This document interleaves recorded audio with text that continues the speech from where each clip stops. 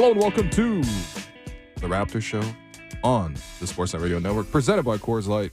Go from full time to game time. Coors Light, made to chill. Make sure you find the Raptors Show wherever you listen to podcasts and subscribe. And please rate and review the show. I'm your host, Wayne Blue. Big day on the show, as we have already announced on Twitter. Commissioner Adam Silver will be joining us at 3:30 Eastern. So stay tuned to the first hour and a half when we talk about Raptors-Bucks and what a nasty game that was. But joining me in the first hour here are my co-hosts, Alex Wong, Blake Murphy. Three of us down at the game yesterday. Kind of a nasty game. Raptors just had no answers for Damian Lillard. Had no answers for Malik Beasley, who did a little, Did he shimmy? He shimmied, but he shimmied with his pelvis. Okay, he does have that little pelvis thrust. It's not great, man. Thanasis checked in the first quarter. Made a beautiful layup. That's so disrespectful. I mean, did they have the better 43 last night? I guess maybe not. The Raptors won Thanasis' 15 minutes by 13. No way. Like in a game they got absolutely stomped. They won the Thanasis minutes significantly. You're saying Thanasis did not make the case for being not the worst rotation player in the NBA. I mean, he made a couple of plays for both teams. Yeah, like you guys mentioned, Adam Silver joining us at 3:30.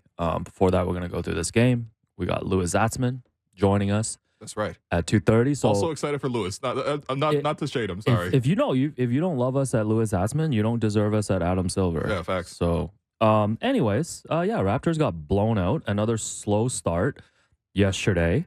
You've got some stats here, Blake, about just this becoming a trend, like this becoming a concern for this Raptors team. Yeah, so this is 5 of the last 6 games now. The Raptors have gotten down by 20 points or more.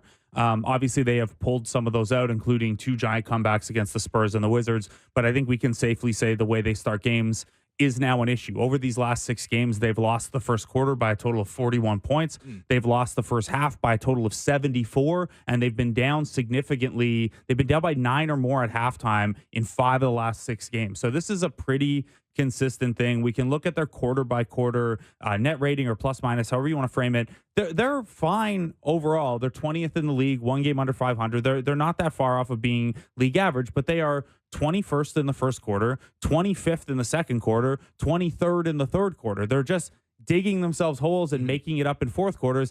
And once we have more sample, something that happened last year was the Raptors net rating always kind of overstated what they were actually doing because they had this monster net rating in garbage time. Right. So in low leverage situations, down 20 points with 5 minutes to go, they were very, very capable of getting the score back to 8 points. And that helps your overall numbers, but it does not mean you're a good team or a better team than the team that got down by 20. So obviously still important to come back. Helps you win games like San Antonio and Washington. But I think we can pretty safely and clearly say this team has an issue starting games and really finding their groove until the fourth quarter.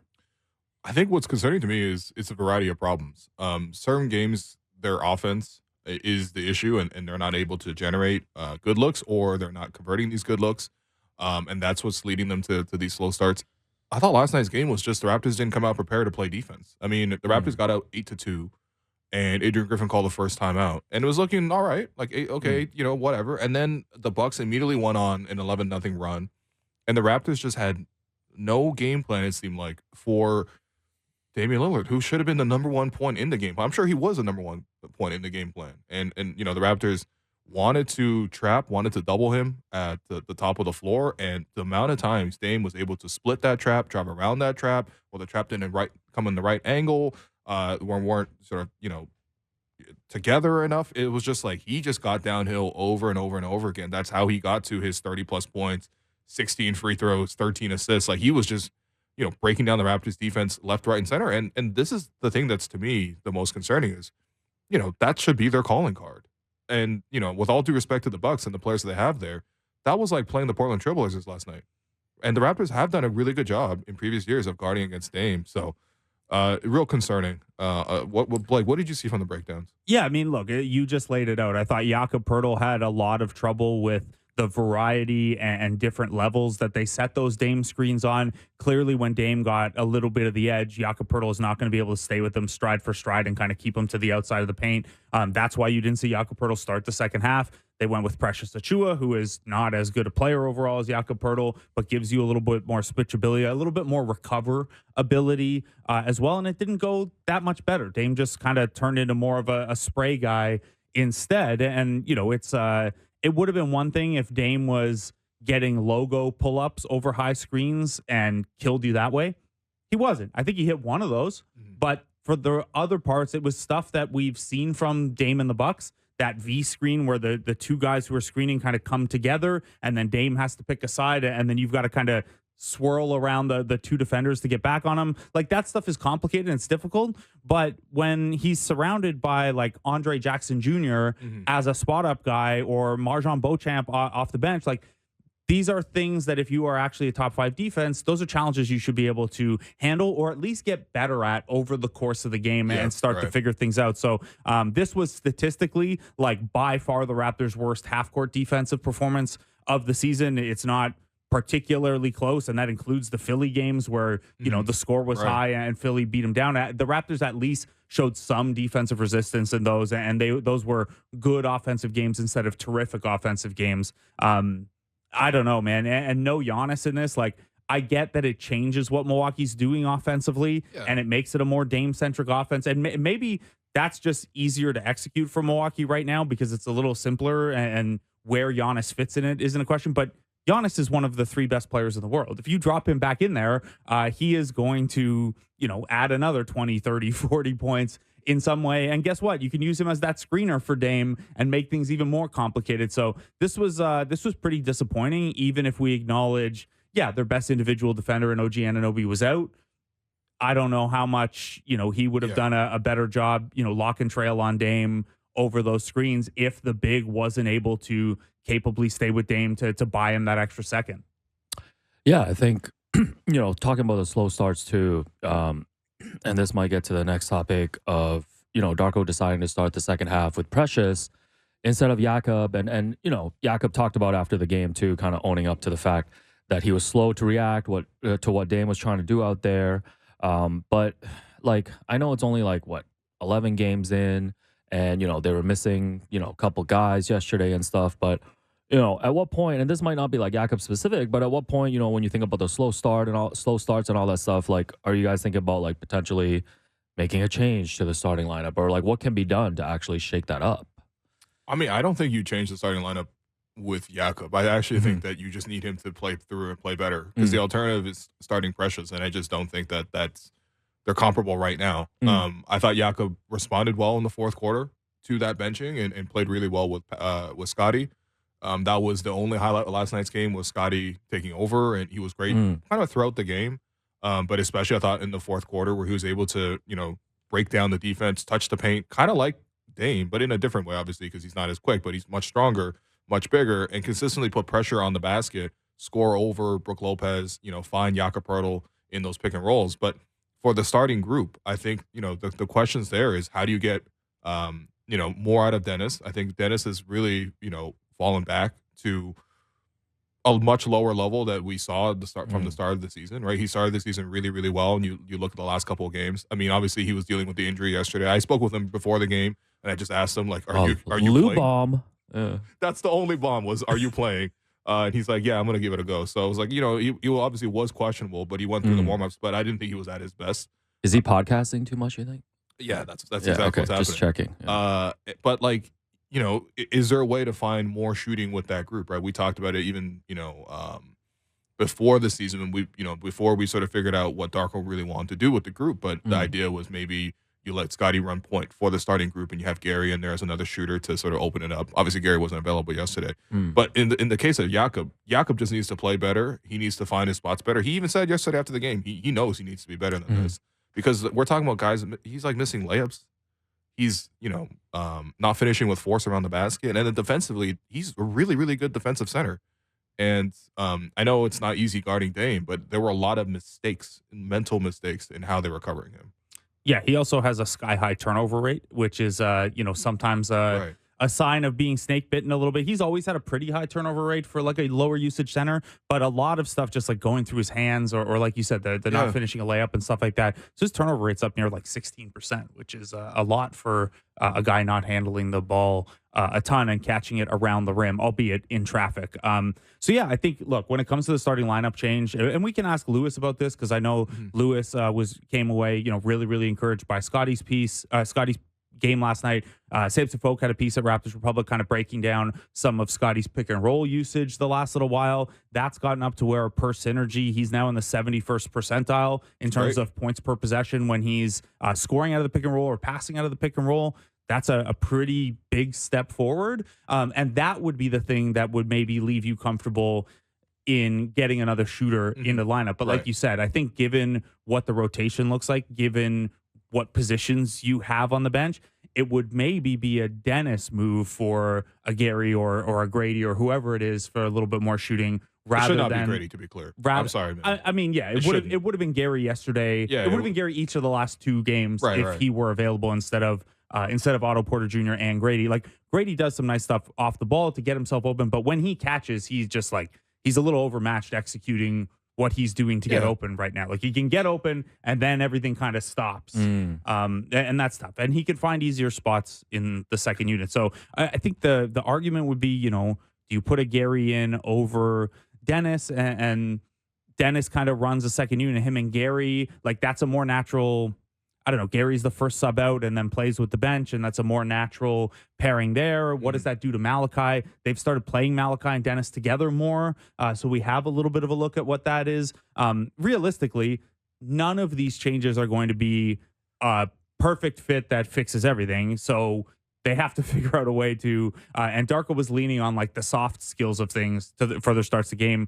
It starts 2 games after the game. He said, trust me, we're thinking about it a lot and trying to figure that out. The guys starting the game, they've got to bring it more. I just thought we didn't have pop for whatever reason. So that's not something that, I don't think the issue is Dennis Schroeder doesn't have pop, right? Like he's out there, he's fast. He's one of their most like fierce competitive guys. Yeah, for sure. So I don't think that the lack of pop is a competitive thing, but it's pretty consistent here. So I don't know. I think that's probably something they're going to have to revisit as they get back to healthier. It's probably something they don't need to talk about tomorrow if Gary's back and OG's not, because you just slot Gary into the OG spot and then you figure it out on Sunday against the Pistons. It's just so funny. Like we were talking yesterday about just how poor this team is and like the half court offense and stuff. And like they just gotta make their grind even harder by getting off to these slow starts. Like this is the worst team to be getting off to slow starts. Yeah, like they gotta grind back 1 point, 2 points at a time. Exactly. It's hard making comebacks with 1s and 2s. Once again, that Wizards comeback might be an all-time NBA comeback when we look back on it. I think if you adjusted for 3-point deflation, I actually think the 23-point comeback was bigger than the 30-point comeback. It's tough. It's tough. Anything else stand out? I flagged too. Like I know Jaden McDaniels had a stint yesterday too. Like, man, it's been, I don't know what the expectations of him was coming into the season, but it's been tough. Yeah, I think he doesn't look very settled. Yeah. It is Jalen McDaniels. Yeah. Of course, man. How could you? Of course. Yeah. No, I just don't think he's really finding the right spots. I mean, look, I think for me, there's a couple times where last night's game he was trying to turn the corner and get downhill, but I don't think he necessarily had the handle for that. I don't think the spacing on the Raptors was at all conducive to that, and I don't think that the strength of him is to be off the dribble and try to get downhill. But then again, when he also couldn't knock down wide open catch and shoot threes, or even a couple of driving layups where he did get to the basket, then what can you really, really do, right? But obviously, he looks uncomfortable. He hasn't really settled in here. Hasn't really found his spot. Darko did try to give him, the first crack at the rotation. You remember opening night, Chris Boucher didn't play. But yeah, ultimately, they're kind of playing him like a small forward. I feel like his skill set is probably more power forwardy in the sense that you shouldn't have the ball as much. But yeah, I don't know. He hasn't really delivered a pop off the bench. I feel like for me at certain times yesterday, I was like, could Thad help this game? Could Garrett help this game? And like honestly, when you reach that point, you're like, okay, what are you really doing, right? Like that's a sign of a bigger problem. Yeah, and look, the shooting maybe it comes around a little bit. He's not going to shoot 2 for 15 for the whole season. He was at 35% over the course of the last 2 seasons. So not great, certainly not someone who's spacing the floor, but someone who can at least knock them down. But yeah, I think there are too many bodies right now for McDaniels to feel safe with a rotation spot. And I said this last game. I was actually after the last game, I was a little surprised to see him back in the rotation tonight. And maybe that's something that changes once OG and Gary are back, just because of who fits where. But I thought his 18 minutes. Maybe you give a couple of those to Otto. Maybe, you try someone else and see what's there. Now, at the same time, they won Jalen's minutes significantly. I don't think that was anything that Jalen was doing, really. I think that's just kind of the randomness of the way the lineups and rotations work. That's and noise. The benefit of that garbage time where they cut it from 33 to 14 or whatever the run was early in the fourth. You're going to have some odd plus minuses when you're in the fake comeback zone. Yeah. So, I mean, I like the player. He just hasn't played well yet, and there are too many guys waiting for opportunity. So I would imagine when they get healthy, he's the next guy to kind of be out and waiting for an opportunity. Yeah. I mean, look, listen, it's the by no exception, right? Like, the last time the Raptors used it, we shopped at the Bay. We got Stanley Johnson. And it's like not too dissimilar of when Stanley was there. I think the Stanley provided more defensively than what Jalen has done, but, Jalen can be a good defender. But I also just get the sense that he's not fully settled, Yeah. But again, like when you're looking off that bench, I thought the bench yesterday, I mean, Darko certainly tried a couple guys, like he put Otto out there, but Otto wasn't doing much. So it was like, okay, some nights Otto's going to have it, some nights he's not going to have it, and like when he worked on Monday, man. It was great. But I mean, yesterday I thought he just provided very little. He almost had an 11 trillion. The 11 minutes and all zeros across the board, but he snuck in one defensive rebound. He got in that board. Nice. I like that. Messed it up. But, like I think Chris and Precious are also at a point where them on the floor, whether that's them trying to play this offensive system or just maybe them kind of being in and out of the group, Precious's case being injury, Chris's case being, out of favor with Darko in terms of the rotations, like they don't really look that comfortable either. So like you just don't get a great sense of like who's coming in with the purpose of making this one expressed role happen for them, Yeah. They just need more offensive players, man. Like I know this is like a bigger discussion, but it's like we can talk about what Jalen McDaniels is going to bring. Like we know to an extent what Chris is going to bring. Like Precious at his best can bring a lot of different facets. Like even Jakob too, you talk about in the starting lineup, but like where's any of this offense coming from? Right? Like where's this extra offense? And it's like they just don't have enough players to the point where once you miss OG for a week and even Gary to a week, even though he's been struggling to start the season, like you're going to see games like this. Like they're simply just going to lose because their offense is not good enough. And I mean, I know defense was part of the problem last night, but it's just like, I don't know, man. Can we please bring in more guys? Just like more guys who can score. Yeah, well, I mean, that's the thing. Like yesterday, for example, Pascal like just wasn't very involved in the offense. Sure. Yeah. When he is in the lane now, it looks like he's like constantly thinking about, okay, where's the help coming from, and then where am I going to make the next pass to? Yeah. Like, or where am I even going to get a shot? Yeah. And I think they're trying to play him similar in a way to Scotty, where they want him to run some pick and rolls stuff like that. But he's just not as good as that as Scotty. Like Scotty has the strength where he comes off the high screen, he has the ability to keep his dribble alive first off, and then hold off a secondary player, and then maybe make some of those in-between shots that you saw from Scotty yesterday in the fourth quarter. Or in-between passes that he's gotten good at. He's gotten real good at finding Jakob Poeltl on the delay roll. Yeah, you saw that in the fourth quarter. It was actually really impressive because they had Brook Lopez out there, and that's what largely stymied Pascal. But I think it was actually not really that effective against Scotty. I think that speaks to the differences in their skill sets there. Also, there was one where Scotty just like went through Brook Lopez's verticality. Just like chest to chest. It was just like, nope, you've got 7 blocks, but you're not getting one on me. Yeah, and it reminded me of last year when the Raptors played the Bucks, and it was another blowout, whatever. The offense sucked in that one as well. Turns out the same team has the same problem. We've seen this before. But right down to Giannis sitting out most of the games in Toronto. Yeah.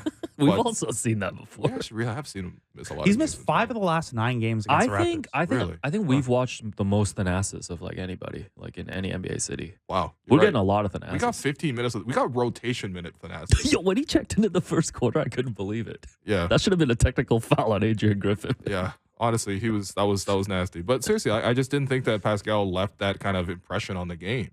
And he's also had some turnovers that were a little strange. Like even the first play of yesterday's game, he got called for a travel in the backcourt. Just off a rebound. bringing the ball up for the first possession in the game. So there's a little bit of sloppiness there too that I'm really kind of unsure about. So Yeah. I don't know. He's also been wildly up and down, which I feel like is partially because of sort of how defense is playing him, but also just feels like he's up and down right now. Yeah. And he's supposed to be that constant for you offensively alongside of Scotty. Yeah. Now, Scotty's also been up and down, but Scotty, for the most part, has been like, I would say 80% up. Whereas Yeah. Pascal's kind of been like 50% up. And I think that contributes obviously to those slow starts. Yeah. The thing with Pascal too, at least in a small-ish sample with his ups and downs, is like a rim protector who takes up a lot of space and prevents the paint. Yeah. Has been an area he hasn't done that well in. Like Washington had.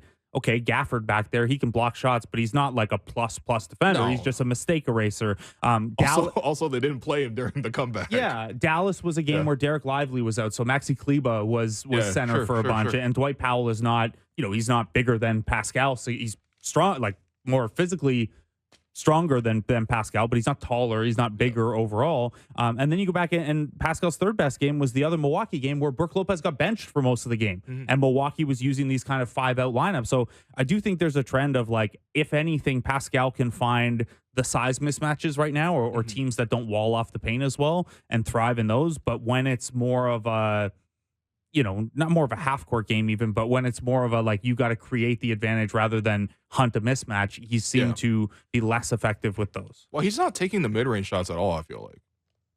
Outside of that second box jumper that he had. Oh, against the Washington God. Wizards. Oh, You guys hate brother. that term. Oh, brother. Outside that mid he hit, but like I feel like he's not going to it. Box jumper.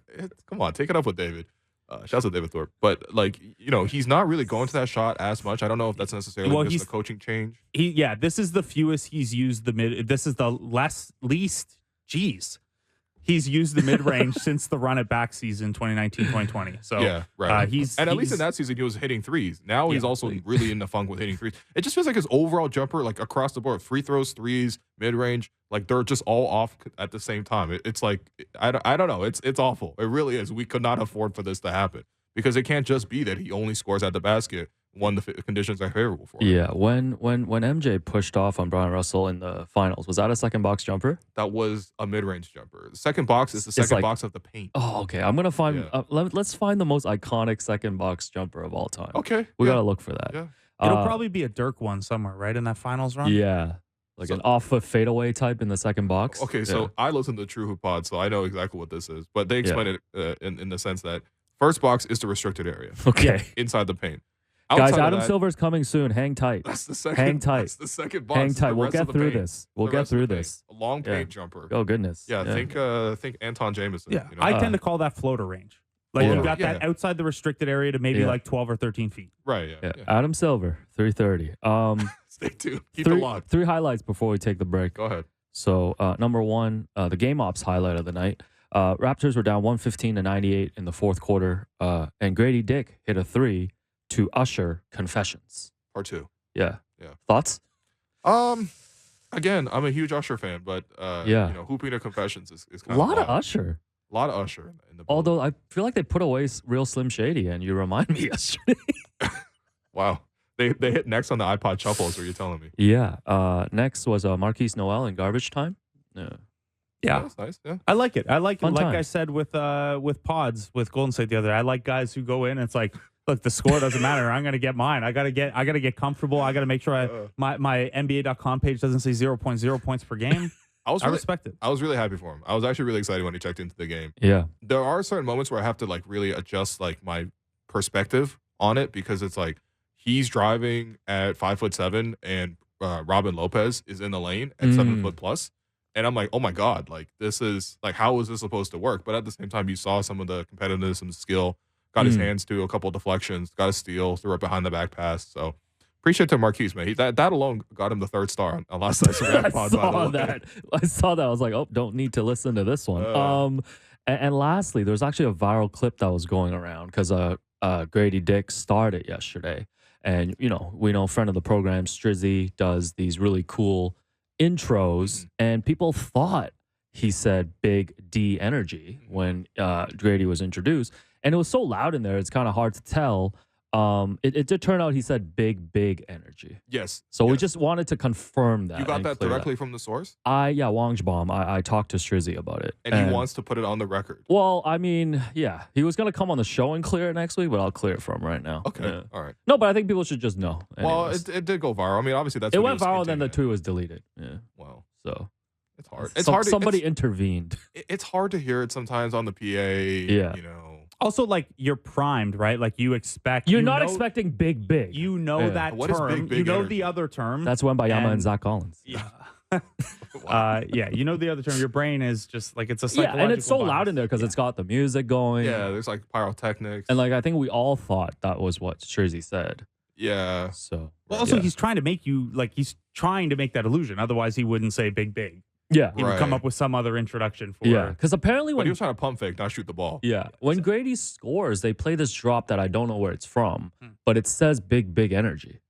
Hmm. Like it's from a song. Hmm. So anyways, All right. we might have Strizzy join us next week on that. I mean, it's his name, man. Let's just get over it. Like, you know, you're like, No, what are it's we, good like content. 5-year-olds? Like, no, Well, it's fine. Oh, from the guy who said, what was the nickname for Kyle Kuzma and Jordan Poole again, my brother? The Puzma. Yeah, there we go. Kuzma. Guys, Adam Silver, 3:30. Guys, please. But keep first, listening. we got a good platter for you. We're serving up Louis Zatzman next, Okay. and then we have some early season NBA awards I want you guys to hand out. Some amuse bouche. that And we're then looking forward to. Adam Silver. That's right. That's right. It's a chaotic show today, but, you know, we're going to take a break. I've been your host, Will. You've been listening to The Raptor Show on the Sportsnet Radio Network.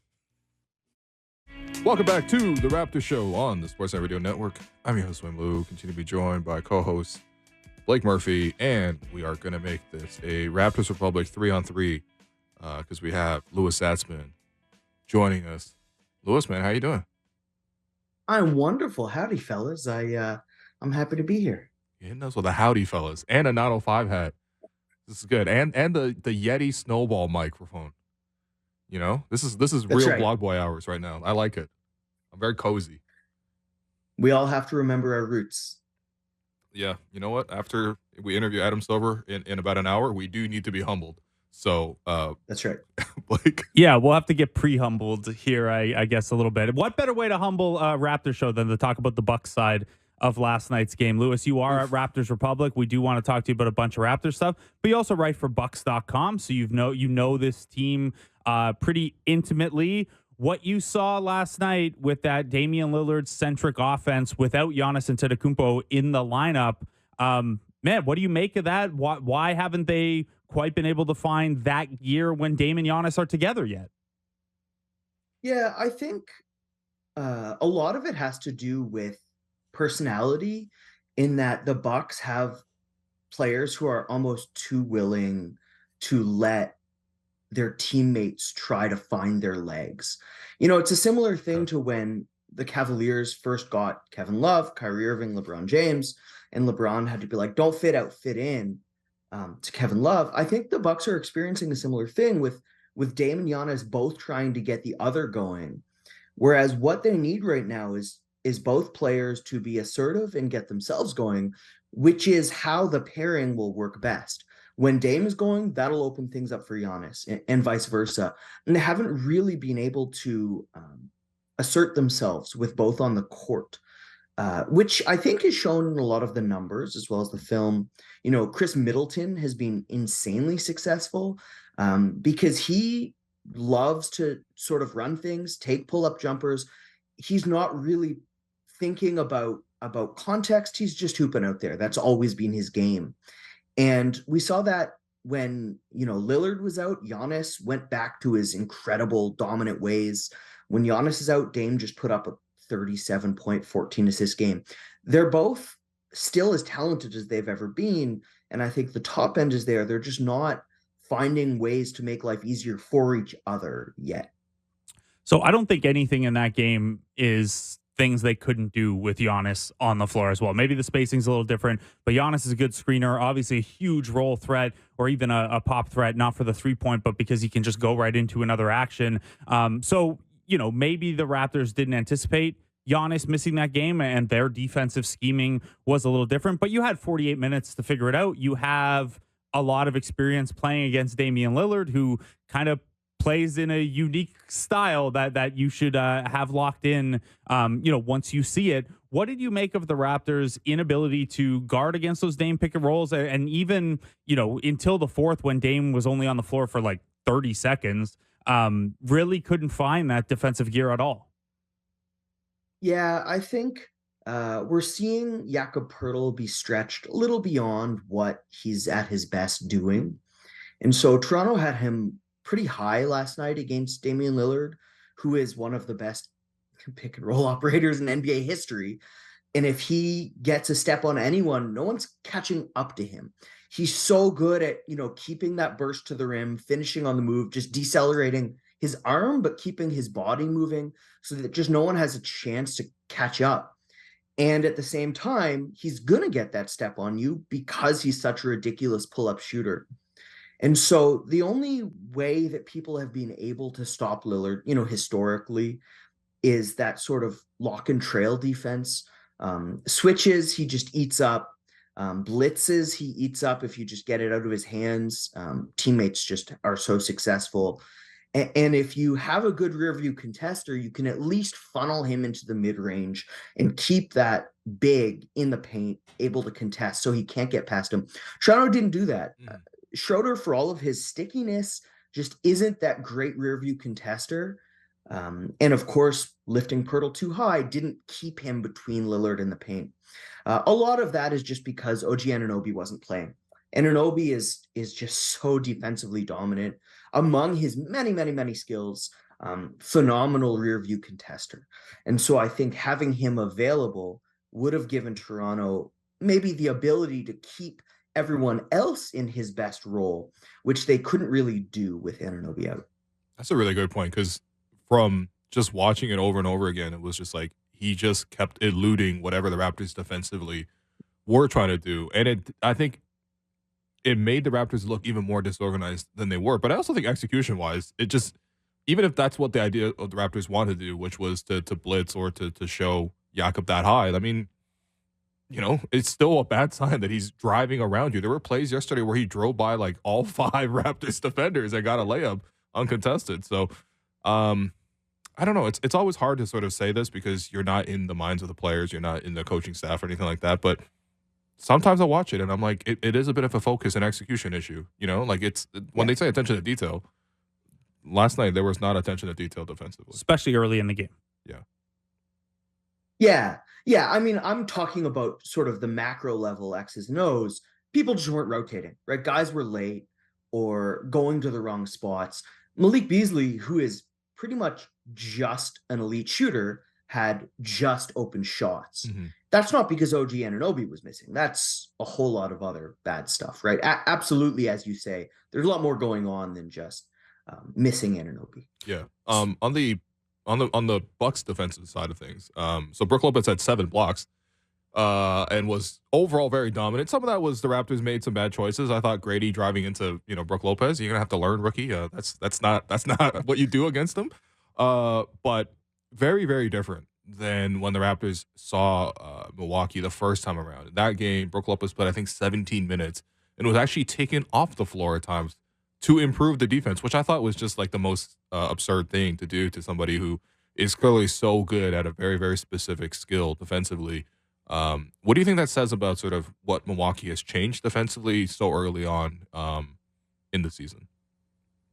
Shortly after that Raptors game, that was a low. To me, that game was more about Milwaukee's struggles than about Toronto's successes. But shortly after that game, Coach Griffin, Adrian Griffin, former assistant coach in Toronto, gave one of the most revealing coaches interviews I've ever seen. It was a halftime interview, I believe. And Milwaukee had shifted its defense back to what it was the year before. Brook Lopez was playing deep in the paint, just like I, sort of suggested Poeltl should be doing. And Griffin was asked about it and said, you know what, sometimes the players know better than the coaches.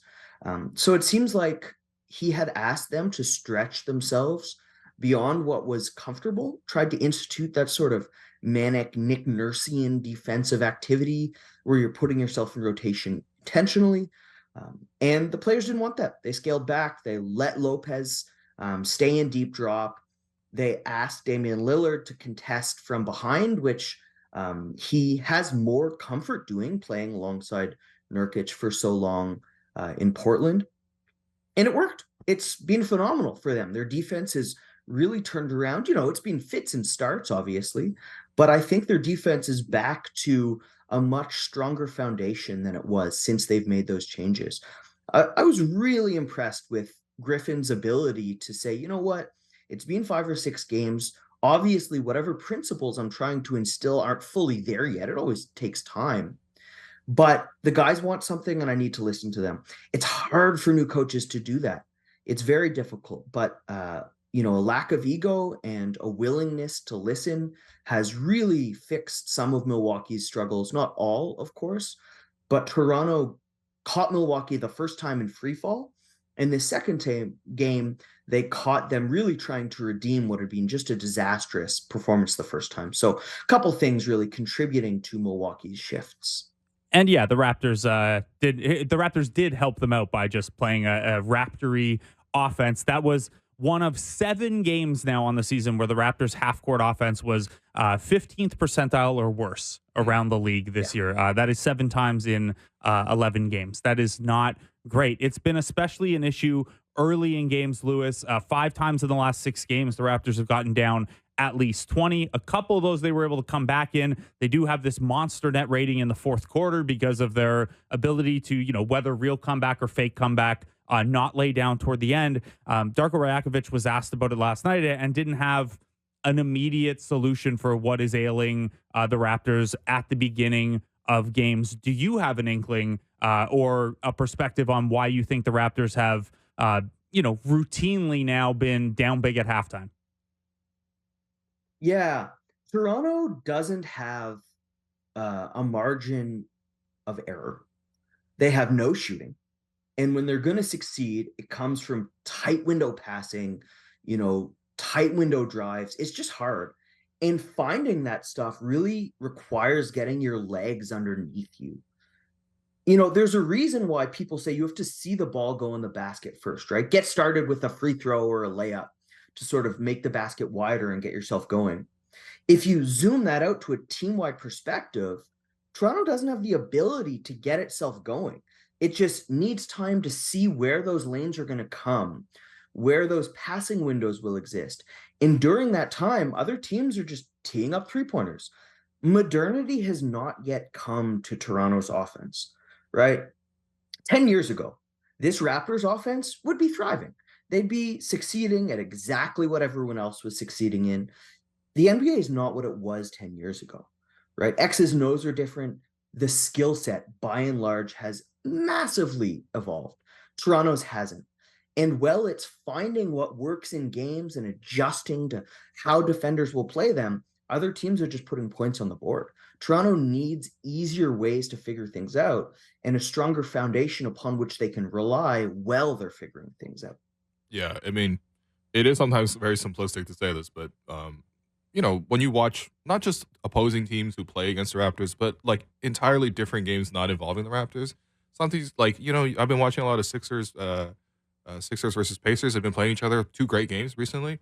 The free-flowing nature in which they score, the fact that the Pacers can put 4 guards on the court at once, 5 if they really want to. The Pacers are playing a different sport than the Raptors at this point, honestly. Even like last night, getting home and watching the end of the Kings-Lakers game where what De'Aaron Fox is able to do. And then obviously they're also doing the things the Raptors want to do better with a Sabonis hub, which is obviously a big leg up in that. So, it can be stark, the skill around the league. Well, I mean, like, if this is what the idea was sort of like, maybe we try to capitalize on this, like, not even a market inefficiency, but just like we really want to go in on these like 6'9" forwards we can then add offense to. Then like eventually you reach this point where it's like, that's all you have, and it's not particularly difficult to defend against those guys. Even if they do have great secondary skills like passing and cutting, it just makes everything much more difficult, like Louis is saying. So and they tried to bring the offense into the modern era. Like if you look at the, action statistics, Toronto looks the same as everyone else, right? They are 3rd in the league in handoffs per 100 possessions. They're trying to run an offense like Indiana, like Sacramento, but the players just aren't there. Like if Pascal Siakam is setting ghost screens and running out for threes, would you rather have Pascal Siakam or Kevin Huerter or Buddy Hield, right? It's just the players aren't adapted to what they're doing. And there's a real disconnect between what Masai Ujiri has built the team to be and what his hired coach has designed the offense to be. Well, maybe that's the idea, though, right? You have Darko implement these ideas in place, and then eventually you get players to fit whatever that vision is going to look like. But in the meantime, you just have this sort of halfway situation. Yeah. Yep. Okay. Cool. I mean, that wasn't a question. It's just like it is kind of the overarching idea of this team. Let's pivot to something a little more optimistic here, Louis. You tweeted last night that despite the loss, this was one of your favorite games of Scotty Barnes' career. What did you see in his game last night that you liked? And did you get a chance to read Sampson's piece on Scotty's pick and rolls yet? Because I'd imagine you guys are thinking similarly after that one. Yeah, absolutely. I'm writing a piece right now about his tempo from the game, which pairs really well. I think what Barnes has been good at is converting advantages into points. So like an alchemist, if you give him a solid base metal, toss the guy silver, he's going to turn it into gold. But he's never been great at, pulling silver out of the ground. He's not really been a miner. And last night, what was so phenomenal was his ability to sort of take that precious metal out of the defense and convert it into even more valuable stuff later on in the possession. And so he did that in a number of ways, right? He's still not the fastest guy on the court. He's not just driving past people. He is still not, this unbelievable dribbler or pull-up shooter in that he's going to get any defender on his hip, no matter who. It helped that Milwaukee was going over screens and so voluntarily put themselves on his hip. That really made things easier for him. But one thing that really impressed me was his ability to use timing and pace to get where he wanted to go. Back to when I was a fan growing up, think Brandon Roy, Paul Pierce. These were guys who were big, strong guys. They weren't the fastest. They weren't the best dribblers, but they got wherever they wanted to go whenever they wanted. And Barnes had a game like that. And so he had in the first quarter 3 touches that really stood out to me. In the first one, he took a high pick and roll. He took a couple dribbles, backed up to get his defender sort of wall him off from the paint, then engaged the big and threw a laydown to Jakob Poeltl, who missed the layup, but still really impressive. Next possession, same thing. Took a high pick and roll, got into the paint. Everything looks the same, but then looks like he's going to back up and sprays a pass out to the corner. So using his slowness to sort of create this ability for a fastball to sort of blow it past the hitter. Malachi Flynn turned that into a basket. And then the very next touch after that, same thing, high pick and roll, got into the paint, seemed to slow down as soon as he got the big. And then he sort of jumped sideways around the big defender and got a layup for himself. And so he's always had, this incredible physical gifts. He's starting to think the game, not just on an individual possession basis where he can beat people, but chaining possessions together where he says, okay, I did this last time. You're going to respond this way. So next time I'm going to beat you this way. It was incredible to watch. And he really, it's like a chess player, right? He can beat people with his brawn. He can beat people with his skill. And now he's beating with his brain. And that's what I loved so much about his performance against Milwaukee. Here I thought Alchemist was just producing albums for Freddie Gibbs and Earl Sweatshirt, but he's also orchestrating the pick and roll for Scotty Barnes in practice. That got a chuckle at Alex Wong. Alex, you want to tag in now since I gave you the hip-hop pivot here? What up, Louis? How are you, man? You looking like Joe Pesci in Home Alone 2, man. You looking for Macaulay Culkin? What's going on, brother?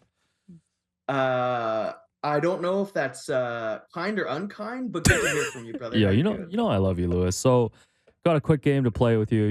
The other time when we chatted in the media room post game, we're talking about basketball terminology, and I don't know if we did a whole segment about this where Blake educated me on the blobs and slobs. So I want to test you back to see if you know some hip hop acronyms, okay? So I got 4 of these for you. Okay? Are you ready? Okay. First of all, Louis, how much hip hop do you consume? So my music tastes sort of ossified in 2014.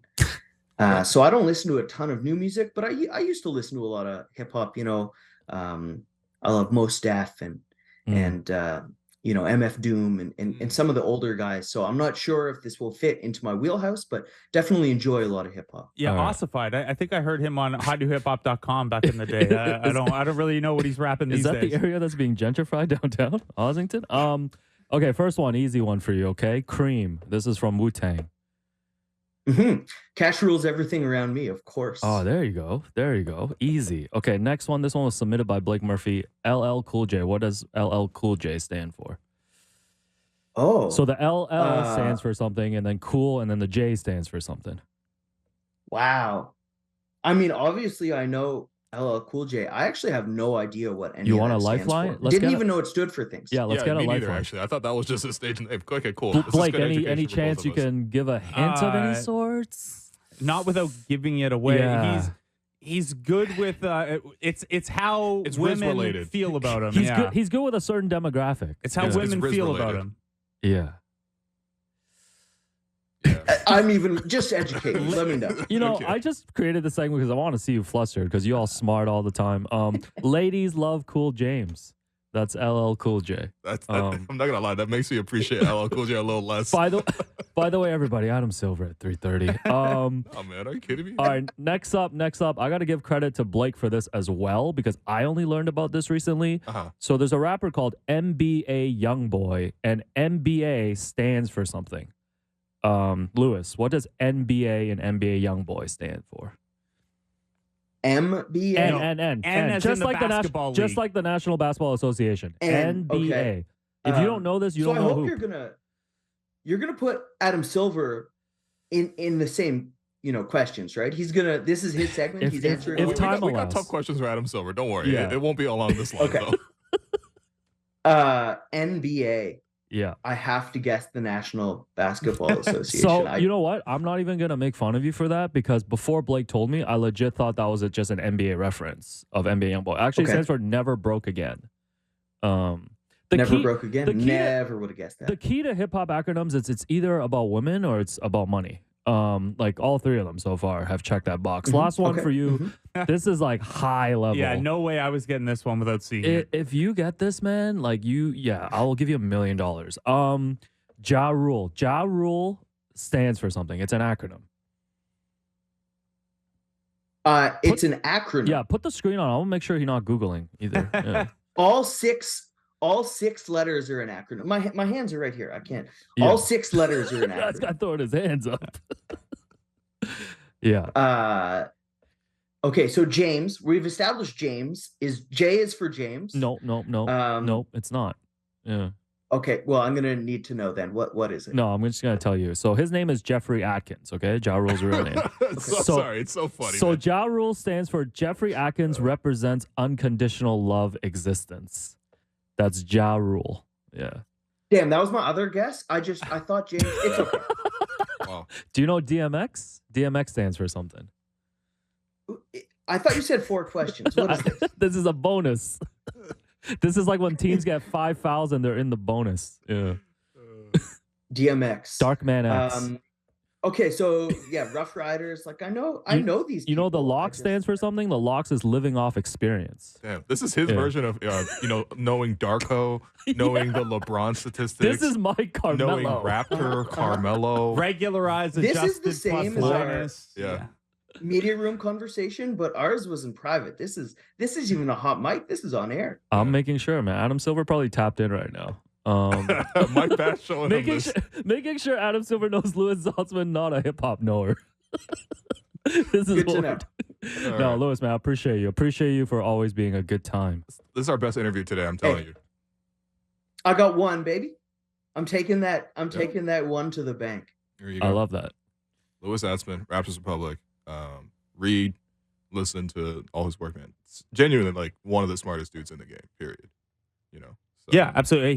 We didn't get into the starting lineup iterations, but he had a great piece at Raptors Republic middle of last week on Dennis Schroeder and all the things that have been going well for Dennis Schroeder. Yep. I probably should have asked him before we got goofy about what's not gone well for Dennis Schroeder the last couple games since he wrote that. But yeah, We everyone could at ask Dennis Raptors himself. everyone at Raptors Republic put out bangers. Jamar Hines used Yo, the shouts to Jamar, credential man. the other Saw him out day there and ringing put out a yesterday. good piece. Yeah. Yeah, there you go. All right. Adam Silver, 3 3:30. That's right. We're going to take that break. I've been your host, Will Lou. You've been listening to The Raptors Show on the Sportsnet Radio Network.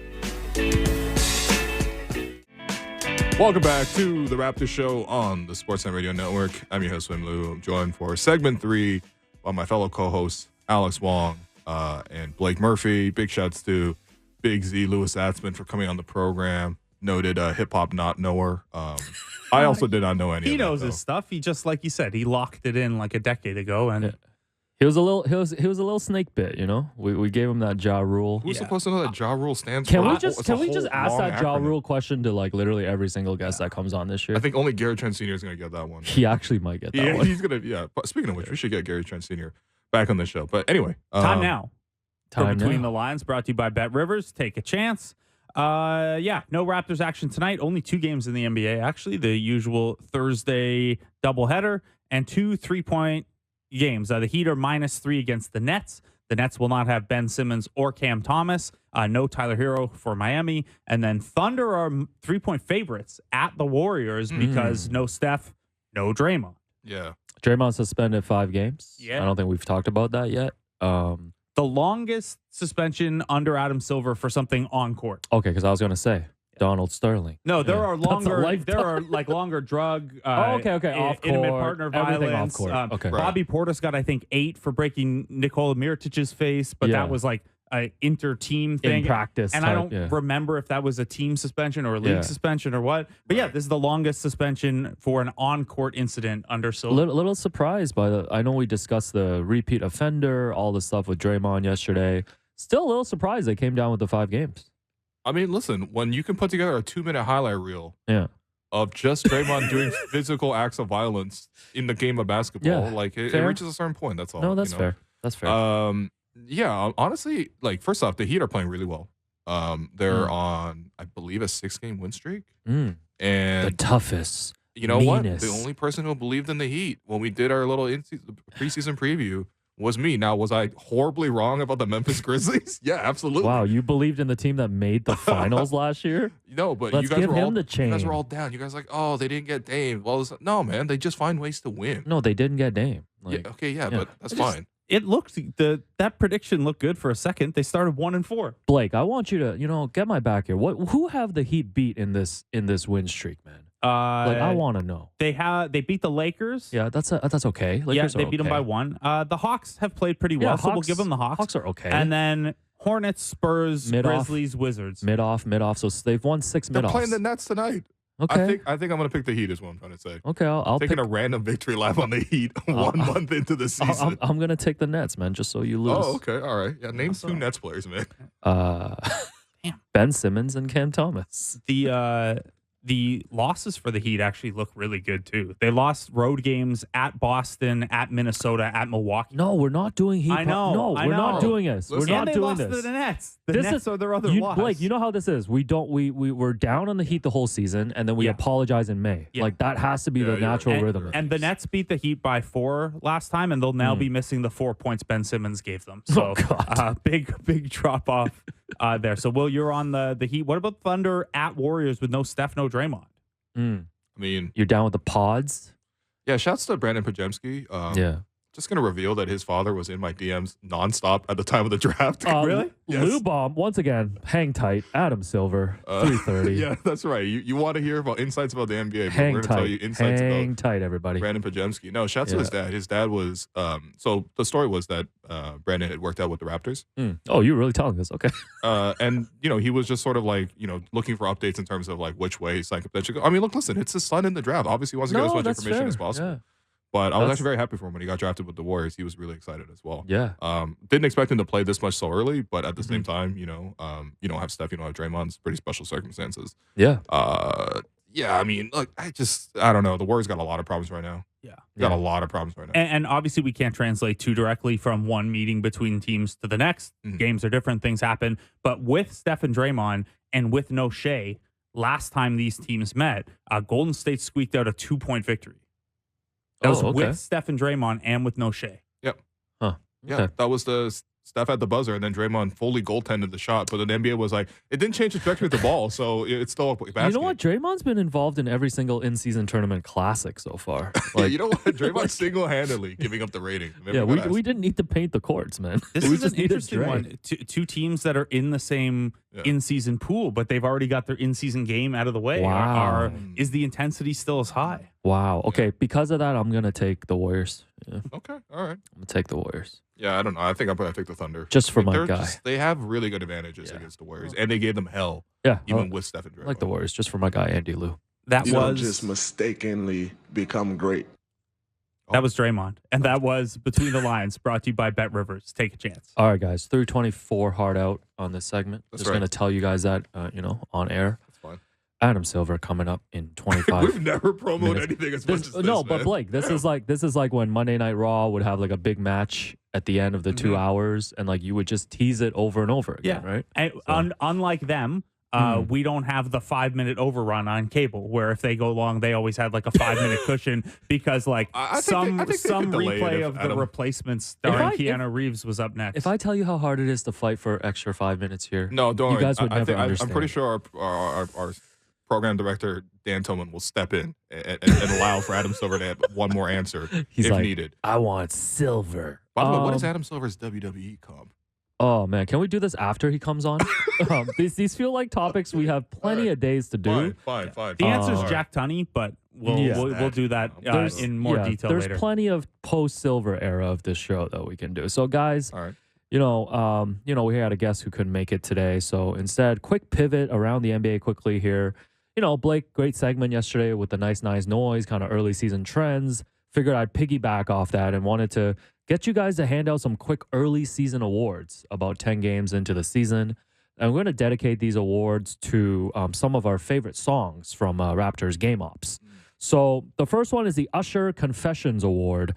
And I want to know, guys, which preseason prediction would you guys like to confess to be wrong about? I'll start with you, Blake, because I don't think Will has prepped for this. Yeah. I don't need to. I'm good. Look, part of this was me just like going against the grain when I saw all the other answers in our Sportsnet preseason thing. But the counter pivot of like, you know what? The 76ers will wait out James Harden and he'll end up playing for them. Not a very good prediction.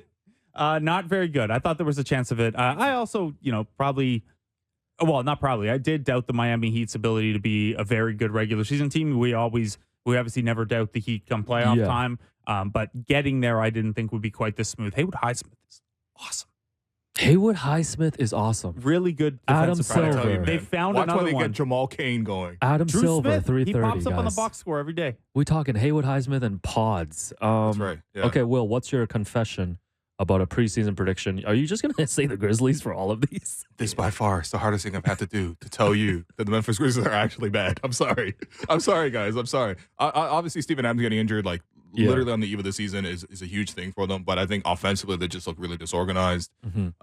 And Jacob Gilliard is their starting. Steph No posted a graphic of the top 3-point percentage, shooters from players, and I saw Jacob Gilliard. Yeah, man. The hottest country singer and also hottest 3-point shooter in Memphis. And you told me he starts. No, he doesn't start. Okay. He's in the rotation sometimes because they have had injuries at point. Yeah. Also, he started 3 times. Oh, okay. James Herbert. Wow. Because I messaged James Herbert and he told me that I've seen him on the court. He's a shorter guy, but he gets the threes also, off. who's I guess Pickett on the Nuggets? I was watching him the other night. Jalen Pickett. Anyways, I guess mine will be. I said the Sixers are going to be a play-in team. I don't think that's happening. Next up, the Jay-Z It's Your Boy Award. Which player has made the leap and become one of your must-see league pass players this season, guys? Let's start with you again, Blake. Okay, so I mean, Halliburton was already on there, but I think if he wasn't on anyone's yet, this is just an alert to put him on there. The Pacers are phenomenally entertaining, and he's one of the coolest, most original guard play we've seen in a long time. He was already on mine though. Just wanted to mention. But I gotta tip the hat to Will, who had Alperen Şengün on his kind of guys to watch list. He's been. This is partly because the Rockets have just been so entertaining. But he's working really well with an expanded kind of playmaking out of the high post role. Him and Fred have a really nice chemistry going early on here. The Rockets, sneaky, fun to watch, and Şengün is a huge part of that offensively. Yeah, you took the answer right from me because I was gonna say Şengün is really exciting to watch. I was really impressed with how he went up against Jokic and actually won. Not saying he outplayed Jokic, but No, that was Jeff Green winning that game. So yeah. He actually was though. I'm not even kidding. So it's not like I dismissed you, but I actually mean that. But yeah, I mean, I want to take another victory lap here, so I'll just say it's your boy, Scotty Barnes. This guy thinks he's Jay-Z encore right now. No, this but year's like, my victory lap. Yeah. Adam Silver, 330. Listen, before the season, I was really excited to see You know what? You're right. him breaking out. I'll give it this was to you. all that was happening in preseason, and like this is what's happening for the rest of the season. All like right. even in the game yesterday, that was terrible against the Bucks, as Louis like laid out. Like what he was able to do in that terrible of a game really stands out. So yeah, no, great. take Franz, where are you at, man? Damn, man. No, Magic had been good, and Franz hasn't. Franz we're has not just hearing been that okay. anymore. Oh God, Blake's gonna do the Magic Raptors recap. We're gonna let him do that by himself. Oh man, They're we're 6 just and gonna let him 5, sit man. in the booth by himself, man. They're Close that 6 door. You guys can go to the company the company holiday party that night. I got Magic all by myself. I'll be here in the office. I'll be at OMB. Happy 25th to Sportsnet. Adam Silver, Oh yeah, you got 330. TV pregame, eh? That's right. Catch your boy on TV. It's your boy. I don't have a League Pass player. I haven't used my League Pass yet. Next one, the Nelly It's Getting Hot in Her award. All right. I know Blake, you already put Grizzlies for this, Yeah, but I mean, let's see if we can pick another one here, guys. I've got another one. Which team's slow start are you most concerned about? That it's getting a little hot in here. Yeah, Blake, go ahead. Yeah, I mean the Bulls are 4-8, and the vibes are bad. We're talking about trades already. I know DeMar was out for a personal reason yesterday, and things looked even worse there. So I wasn't super high on the Bulls anyway, but I think the degree to which this has started poorly and other teams are circling to try to pry their players away, they're going to be closer to the bottom than they are to avoiding the play-in. Yeah. By the way, just want to flag that. I believe Zach Lowe did a pod with Kevin Pelton, and they both said that Zach LaVine would be a great fit in Toronto. Yeah, I tweeted some stuff about anybody the who can numbers. score a basketball would be a great fit in Toronto. This is my own sanity, sorry. But yeah, go. Yeah. Oh, just if anyone's curious how the economics of that would work beyond this year, I tweeted out some numbers. Rough thing. You and I sat down with some roster assumptions and stuff. But it gets tight unless you're willing to be a tax and probably an apron team. Yeah, I'm not being an apron team for Zach LaVine, but I mean, ultimately, he would really help the Raptors offense. As would like probably 200 players in the league right now. Yeah. Willie, anyone else like any other team slow start where you're kind of like, man, might be trouble? LA Clippers, man. I know I'm probably taking that answer straight from you, but no, that's my championship pick, bro. Let's go. Oh man, that was another confessions. That's confessions part 3 for you. I got Bucks Clippers in the finals. Oh my God, that is not gonna happen. Gary Mello, can we do revised predictions in December, please? I can go in the WordPress and change it for you, man. Please, I'll hack our own website. Please. Yeah. So yeah, the Clippers. I mean, like, they're no, already that's a 3-7. They haven't won with James Harden. They should have a separate column in the. You know, they say like your home record, your away record, your in conference record. They should have a James Harden record on there. Yeah, and your in season record. Yeah. Okay, the next one, the Lil Jon OK award. Somehow this represents what's been the funniest because it's so funny. What's been the funniest storyline, incident, subplot of the season so far? Blake Murphy. Yeah, I mean, this is beyond just the Draymond thing, but the theory now that all these bright, intense colors on the court are causing like overactive emotions in people. Like we know, like bright red brings rage out of people. So just the effect that really strongly colored courts are having on the intensity of games. I don't know if that's scientifically sound, but a lot of close games that are very, very heated, a lot of bright courts. I'm going to draw a line of causation there. I like that. What about you? What's your OK award? Sorry, I do a really bad Lil Jon, by the way. Okay! Yeah, thank you. Like, it doesn't sound anything like the way you're saying it, okay. Okay. Okay. Oh, man. Sound like Ned Flanders, man. Adam Silver, 330. Yeah, we're almost there, boys. Yeah. We're giving it another 15 minutes here. Yeah, take in your real time. Take your time with this answer. Yeah, because all of these are off the dome. I mean, it's got to be Draymond just randomly coming in to choke out like Rudy Gobert, right? Like, come on. That came out of nowhere. Like, I mean, it didn't come out of nowhere in the sense that, like, I get it. They played each other the night before or the 2 days before, and Draymond and him have this beef. But no, he ran the full 94 feet. Yo, it was crazy, man. Again, the funniest thing is it was 0-0. Like, I can't get over that, man. I've never seen a fight at 0-0 in basketball. And I don't think I will ever again. Last award, the Usher You Remind Me award. Which former Raptor would you like to trade for if you could bring them back? Okay, let's just take Kawhi out of the equation. Yeah. Yeah, I mean, we shouldn't, but he's a free agent at the end of the season, right? I'm going to that roster, though, and I think Norman Powell would be a tremendous fit on this team. He's at 40.7% on threes if you go back as far as the championship season. He's hit 40% or better on catch-and-shoot threes alone in 5 consecutive years now, and he has that ability to slash out of the corner. That really OG's the only guy that has a little bit of that on this team. Obviously, this team could use another three-point shooter, especially someone who is a spot-up catch-and-shoot guy, but also that little bit of ability in the new offense to attack a bad closeout, attack a late closeout, and kind of make the next play. I think Norm would be a good fit on this team. I want Norm too, man. Gary Trent Jr. for Norm. Again? Come on, man. Has a player ever been reverse traded for each other? Why is reverse traded Is there a refund trade? It's like, no. Man. Ask the commissioner. Yeah. No, okay, all right. Didn't John Wall and Westbrook get traded for each other twice or something like that? Yeah, that's true, but not to the same team. Not in I guess in this case he wasn't traded back to Portland. But in any case, no, man. I honestly I do feel like maybe this is just sentimental like value, but I kind of feel like Kyle would be an amazing backup point guard for the Raptors. Can we just let Kyle go to like a winning team, a team that's contending? He's already there. No, but like if he's gonna go somewhere else though, I don't want him to come back here. I'm just saying, like it would help. You want him to come back and be on like a 40 and 42 sometimes team. you look at how disorganized the Raptors are offensively, Sure, right? Sometimes you're like, it. okay, you just need a good decision maker out there, but you know, you're running these lineups that are like McDaniels, Chris, and Precious. This is really Usher. You remind me, like we gotta let that go. No, I don't know, man. Kyle's got the best true shooting percentage he's had since 2016, 2017. When he shoots the ball 5 times a game, he's making them like 3 maybe. His usage percentage is like Patrick McCaw level now. Yeah, man, that's wild to think about. No, but I just mean like a solid decision, a really, really smart, genius decision maker. You look like Usher in the video right now. You sound really desperate. Yeah. Whoa. Yeah. Anyway, so yeah, I don't know, man. That's tough. I'm gonna save that for karaoke. Put it on the list. Though. By the way, can you guys lock down some skims for us? From Adam Silver. Oh my God! No, I'm just making an on-air request. You could ask yourself. You'll be here. Some members have a microphone. Some members of the Sportsnet, talent pool have asked for this. I don't want to air them out, but anyways, what else? These are pretty good awards, though. I appreciate the creativity. Cook this up. What was the Slim Shady Award for the most chaotic? I was gonna. That would have been Slim Shady. The real Slim Shady Award would have been your favorite Caucasian player in the NBA. So right now, yeah. Who is that for me right now? Peyton Pritchard is like really up there for me. I love Peyton Pritchard, bro. No, what are you doing? You know what I love with Peyton Pritchard? He's got the fade. You know? He's got the fade, like his hair. Yeah, he got a fade. Oh, I thought you were talking about like his game. No, anybody like he fading in that second box. If you see any white hooper with a fade, they're nice. Oh, it's okay. Just, period. Anyway. I'm just gonna Anyway, please. I mean, I haven't sat down with the list, but off the top of my head, I'll take Kevin Herter over. This guy has a list. Pritchard any day. This guy's gonna bust out his Caucasian. Yeah, Alex Caruso. Let's Oh God. Anyways, Luka.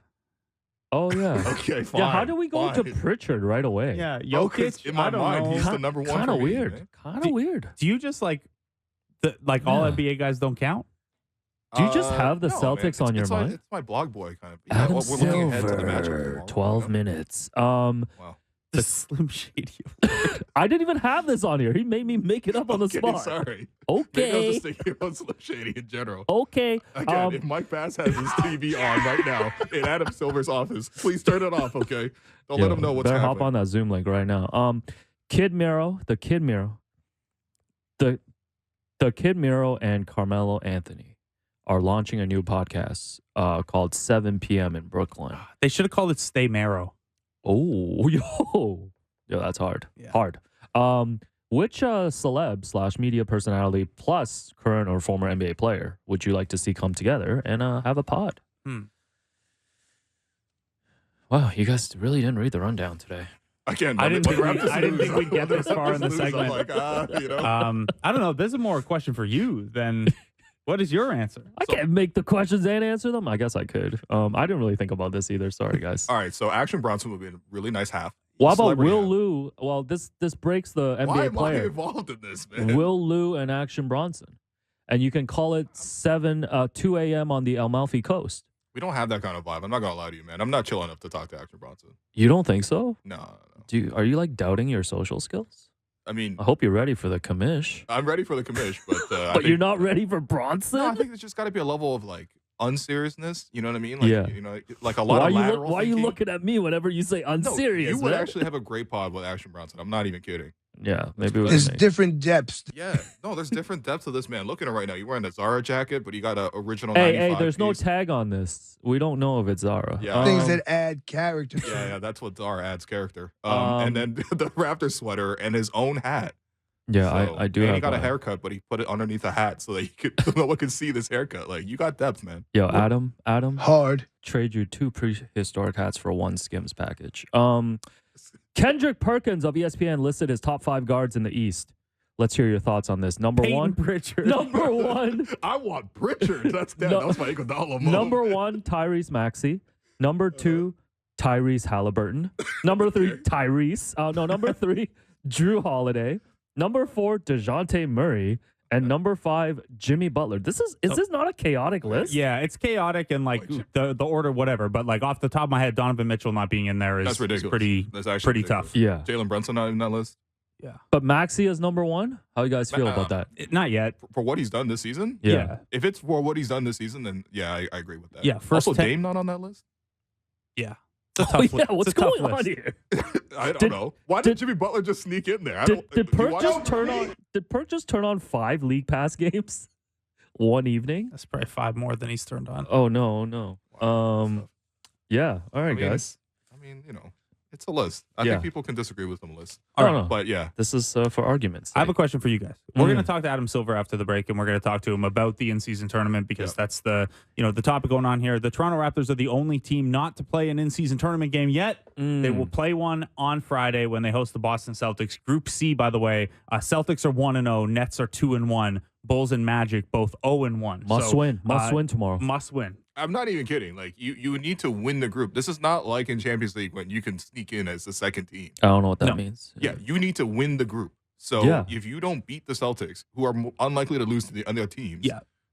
you know, Here- you might yeah. it might be grand opening, grand closing. I think you know what I mean? You likely have to go 3-1 with probably some tiebreaker Yeah. luck, Yeah. or I Right. guess head-to-head would be the first tiebreaker. So 3-1 and beat the team that, but 4-0 is going to be your easiest way in there. And the Raptors get like all 4 of their games in the next 12 days, right? Yes, because Like, the in-season tournament opening round ends at the end of November. I believe December 2nd so it to literally 9th is grand is opening, the, grand closing. The Raptors are like the last person invited to a wedding. Like they're just yeah, like, but they're going to be on the I've been dance there, by the floor way. till Shouts to Mark last Savell. call. They're going to be in Vegas in the semis and One- the actual finals. once again, the Heat can't go to Vegas during midseason. Like they're not allowed. Yeah, because they're the hardest working team. They have to stay home. So Yeah. So the Miami can't make Raptors have it. this Friday hosting the Celtics. Nice. Tuesday at Orlando. Next Friday back here hosting the Bulls. And then Tuesday, November 28th at the Nets. Guys, That's their I can in-season tournament guys, schedule. I smell a 4-0, man. I'm thinking 4-0. You're catching Yeah. the Bulls at the right time. The Magic are beatable, even though Yeah, the Nets are mid. The big question is the Celtics, and it sounded like from practice today that we're not expecting OG Anunoby back. But Gary's back. Maybe. Probably. potentially. Potentially. This yeah. is difficult. No official injury report yet, Yeah. but it sounded like OG will be doubtful and Gary will be probable. Yeah. I'm officially picking the Raps to go Here's the thing, 4-0. You guys aren't like big football fans or whatever. Like this is actually the You're gonna feeling. say You big lose one of basketball. these games, you're kind of done. No, I understand. That's why I'm saying tomorrow's a Yeah. must win. Yeah. Like I need Darko to shorten the rotation. Mhm. Like let's get this done. Like I'm actually into the in-season tournament now. I'm in. Oh yeah, no, it's exciting for sure. I think people got to adapt and adjust to the whole thing. I think what's gonna be interesting too is Great idea by When Adam they- Silver, man. okay, we don't got to butter him up. He's already coming on the show, unless you heard the last 3 segments. But for me, it's like they're going to be playing a really meaningful game in a neutral site, and I wonder if fans will travel. Yeah. You know what I mean? Like, I think the fact that it's Vegas, yes. so fans will travel to Vegas and they'll split them, like, because that's what they do. And again, European soccer, like, this is Yeah. what would happen. Well, listen, we're Also, gonna not just European soccer. This will happen across all no, soccer. but all I'm saying is like think yeah. about like if Minnesota makes it from the West, Yeah. and then like Orlando makes it from the East. Why like do we always pick random teams? no, to but make the these are finals two here? starving fan bases for like winning. You Okay, telling me all these diehard like I know Blake will be there to watch the right. Magic Oh, man. Yeah. courtside. I'd be there. Look, Vegas is also the unofficial home of the G League. You just stick around for Ignite practice. The G League showcase is Yeah. not long after that. I Oh, do the Ignite actually definitely think, got by to the way, practice. They lost by like 60, didn't they? yeah, they're not a great version of the Ignite just yet. G League, another wonderful idea by the NBA. I do think that it could become, if nothing else, if this is like the unofficial start of trade season, because all the GMs get together and it's a couple days before trades open up on December 15th. I wonder if they alter the schedule eventually where it's kind of like an in-season GM meetings as well. I'm not sure, but I'm excited to see what they do with the neutral site. And I think we should take a break and ask Adam Silver about it. That's right. We're going to take that last break. I've been your host, Will Lou. You've been listening to the Raptors Show on the Sportsnet Radio Network. When we come back, the moment we've been teasing all hour and a half, Adam Silver. Welcome back to the Raptors Show on the Sportsnet Radio Network. I'm your host, Wim Lou. I'm joined by my co-host, Blake Murphy, and we are joined on the line by NBA Commissioner Adam Silver, who really needs no introduction. Adam, thanks for taking the time. Absolutely. Good to see you guys. Yeah, good to see you as well. We didn't plan to ask you this originally, but obviously this is very topical. Draymond Green got suspended. It was 5 games by the league. Can you take us through the league's decision-making process with reaching that ultimate verdict? Yeah, I'll just do it in short because Joe Dumars oversees discipline and he's spoken about it. It's obviously the conduct we saw in that instance from Draymond is unacceptable. He knows that, the team knows that, and we do take into account past conduct when we look at discipline, and that's how we arrived at 5 games. So that means Draymond's going to miss a handful of time here, including, I believe, some in-season tournament action as well. So we'll pivot there. We are a little bit into the in-season tournament now. We haven't experienced it yet in Toronto. The Raptors have their first one on Friday. What have the early returns looked like for you guys from a ratings perspective, from a general response perspective? Yeah, sure. The early returns have been pretty positive. From a ratings standpoint, we were up over 100% actually off the weekend from last year. In the second weekend, we were up over 50% from the prior year. So that's been really positive, and attendance has been up as well. But most importantly, the players are really into it, and the coaches and the teams have been very engaged and excited about it. And that's what's most important. I think that's what will ultimately translate into the most interest from the fans. We've certainly seen some interesting courts, some interesting new jerseys. What have you liked or disliked about those? And what does the league have planned in that regard for these neutral site semi and finals games down in Vegas? Well, so I'm a fan of the courts. I'm enjoying all the banter about them. Clearly, some may need a little bit of tweaking next season. But the notion was, in having those different and colorful courts, that with all the different programs on television and many games over the course of the season, that when people were flipping channels, they would see those games and they would realize instantly that something different was happening there. And frankly, even for the players, we thought to make the visual imagery different, whether it's the courts or the uniforms, that they would get up for those games and that they would know there's something special. And from that standpoint, it's been effective, and it's our same plan for the neutral site games in Las Vegas. That's our, in essence, our Final Four that will be using special in-season tournament courts as well. Right. And so when you look back on this, after the year one of this launch, what will constitute success for you for the in-season tournament in year one and also long-term? Well, of course, ratings and attendance matter to us, and the early indications are very positive there. But most importantly, I think it will be the engagement that we see from our teams. As I mentioned, early indications are very positive, and I've said before that it's going to take a while to establish a tradition that's lasting, and we're not expecting this to be the equivalent of winning the Larry O'Brien Trophy. But I think if coming out of this first season that there was a lot of excitement around winning this new NBA Cup, that the teams play hard and it's competitive, that's what we'll look to see, and that's the most important indicator at the end of the day, is how competitive the games will be. Yeah, well, I think that's a great sign right now of how competitive these games have been so far. You are seeing players respond to it, which is, I'm sure this is exactly what you guys have wanted to do. I wanted to shift over to expansion.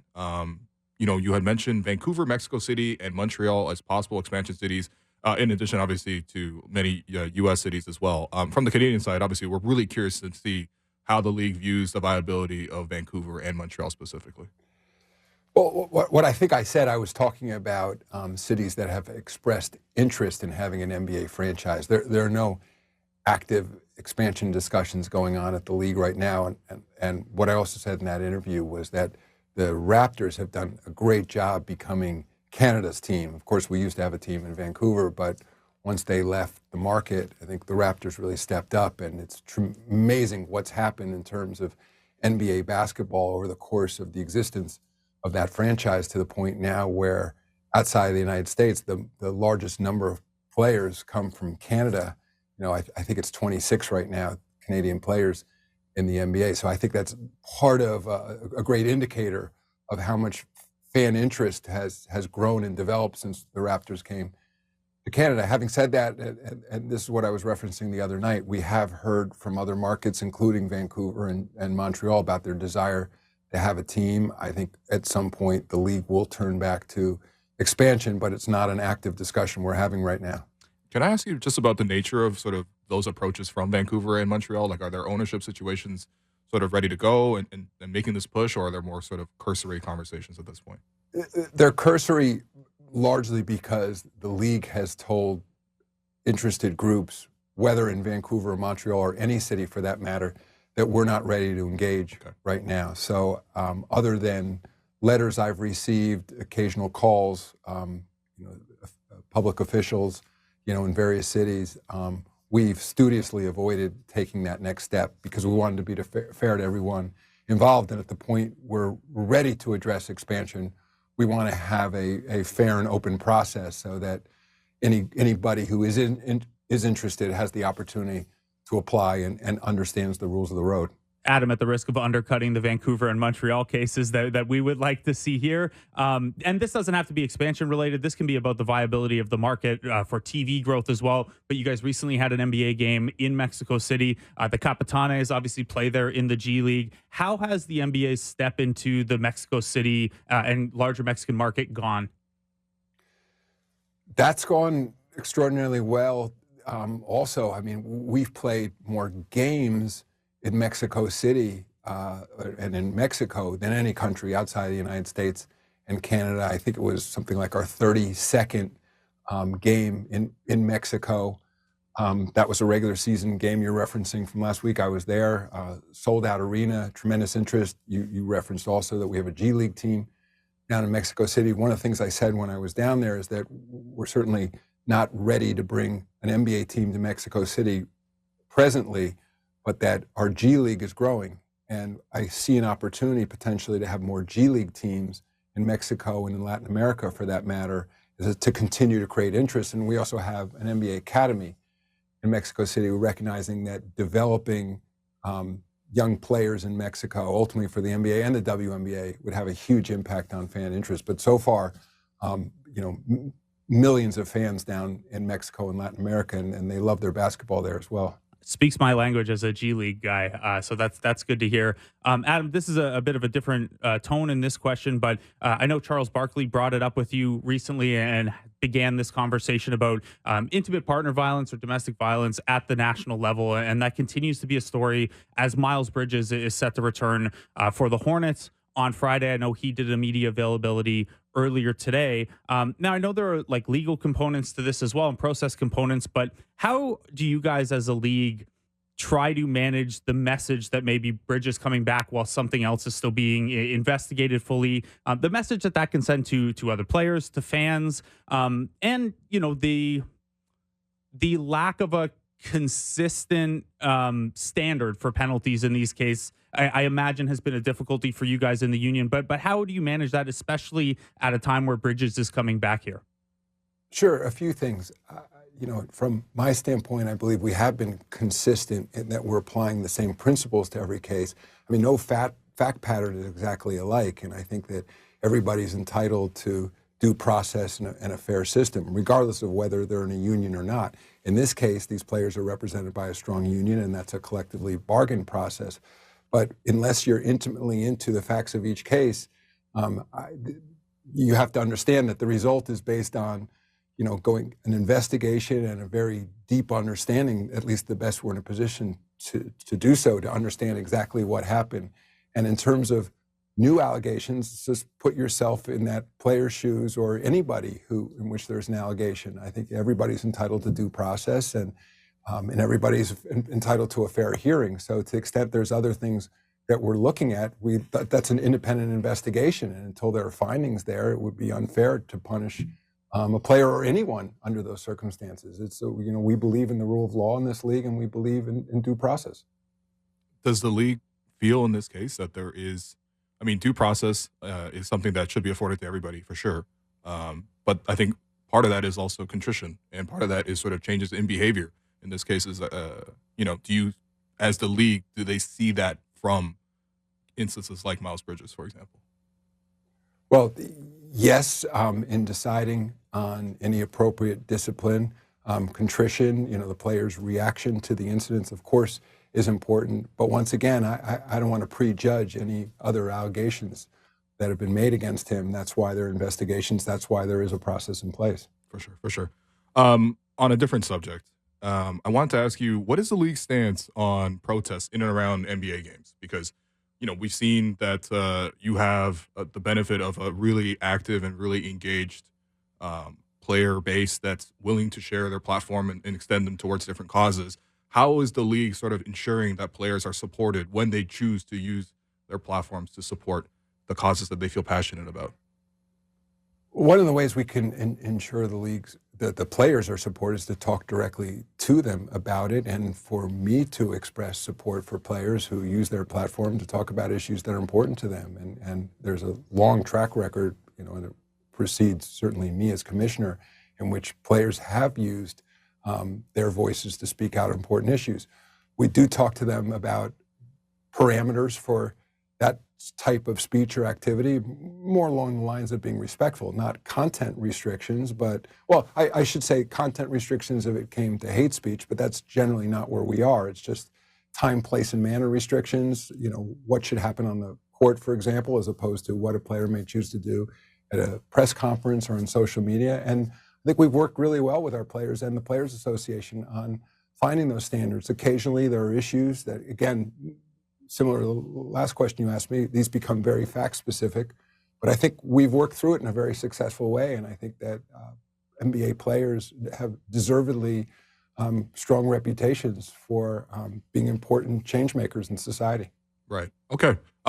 Listen, we know your time is valuable, and we only have a few more minutes here, so we want to close with some rapid-fire topics. Something lighter for specifically. Yeah, well, listen, it doesn't have to be light, but I think it's important in this case, too. I mean, you're just going to pivot from, protest to skims here a little bit, so I thought I should preface it that the tone is changing a little bit. We will be building up to skims. Here comes an underwear question. All right. No, not right away, at least. So we talked about the in-season tournament, and you've credited European soccer as some of the inspiration behind the in-season tournament. And obviously we see the similarities in a sense to Champions League. Do you have a European soccer club? Like, do you allow yourself to be a fan in a different league? Yeah, I do allow myself to be a fan of teams. I grew up as a Yankee fan in New York, for example.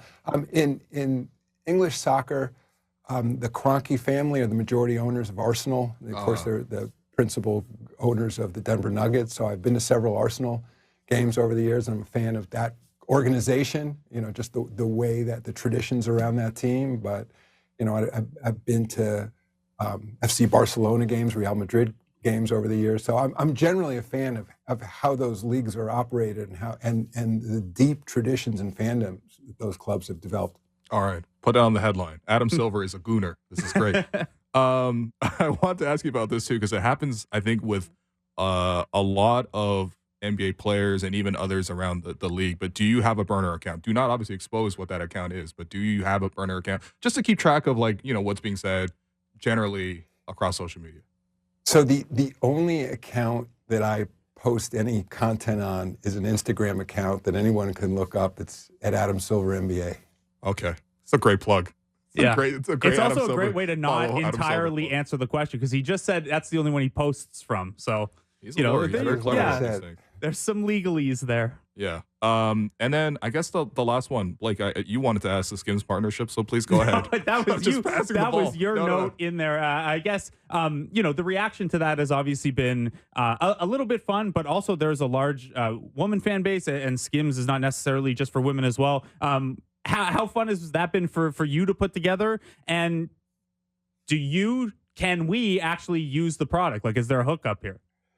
So absolutely. So the place where the NBA got involved is Kim Kardashian created a new Skims line for men, and it began with underwear, and they're now moving into what I would have called pajamas, but I think they call leisure wear. And it's been a big hit so far. It's attracted enormous attention. Kim Kardashian's good at what she does, and as I previously said, I can attest that the product is excellent. All right, we got to get some.